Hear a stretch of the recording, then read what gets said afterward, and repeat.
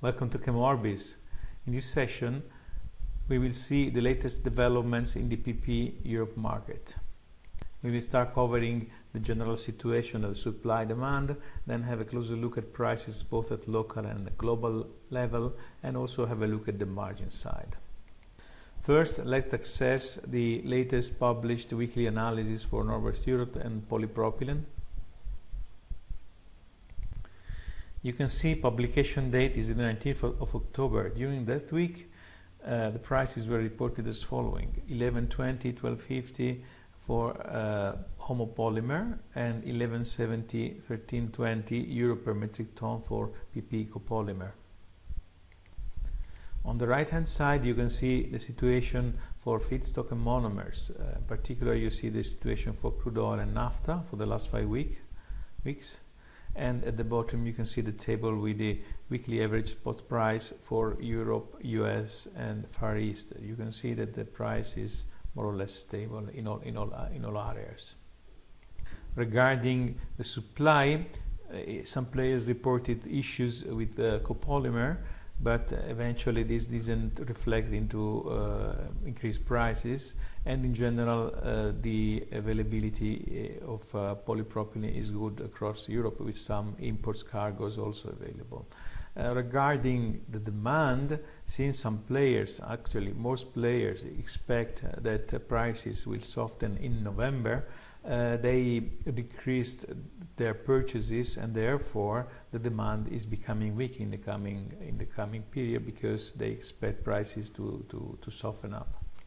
In this graph created with the Price Wizard analytical tool, we can see the price of homopolymer and copolymer in Northwest Europe in the last 52 weeks. You can see at the end of 2016 there was stability, and prices started to increase with January, achieved the maximum around March, end of March, middle of April, and then started to decrease to arrive at middle of July to hit a minimum, then increased again to arrive at these levels these weeks, and eventually what will happen is it question mark a maximum again, or is it going to go up again? What's happening in other markets may influence also what's happening in Europe. So with product Snapshot, we can see a table where feedstock, monomers and polymer prices are reported for the current week, and we can see the change in percentage terms versus the previous weeks, and the history of the last 50 weeks,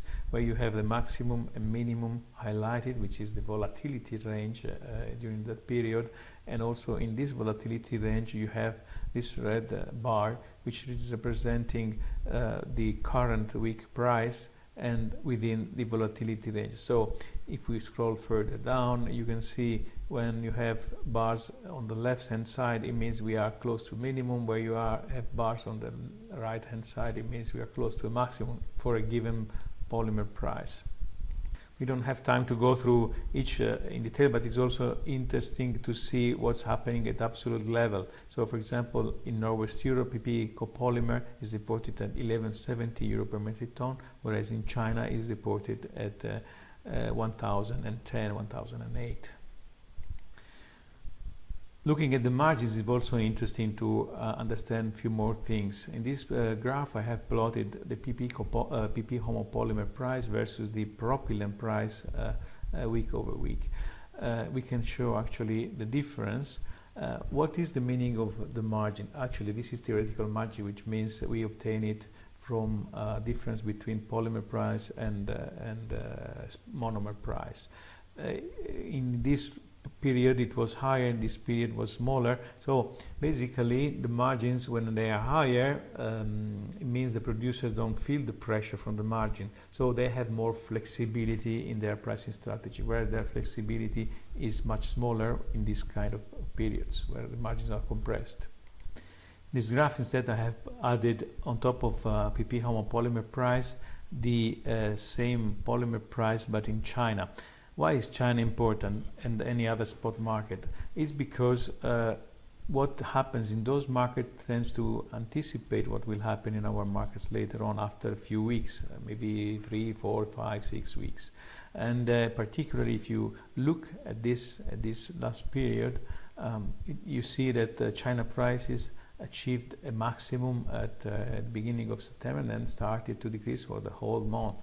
After their holidays in October started to go up. So looking at this graph, same polymer price in Northwest Europe, you would expect a maximum here and then started to go down, which is what many players also expect will happen in November in Europe. But this trend is opposite in China. So who will win? Will win the weak demand or the global market trend prices going up in China?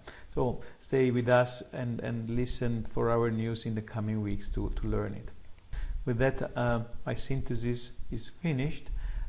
If you want to try our services, please contact me, and also if you want to know our incentives for the subscription, you are welcome to contact me again. Thank you very much for your attention.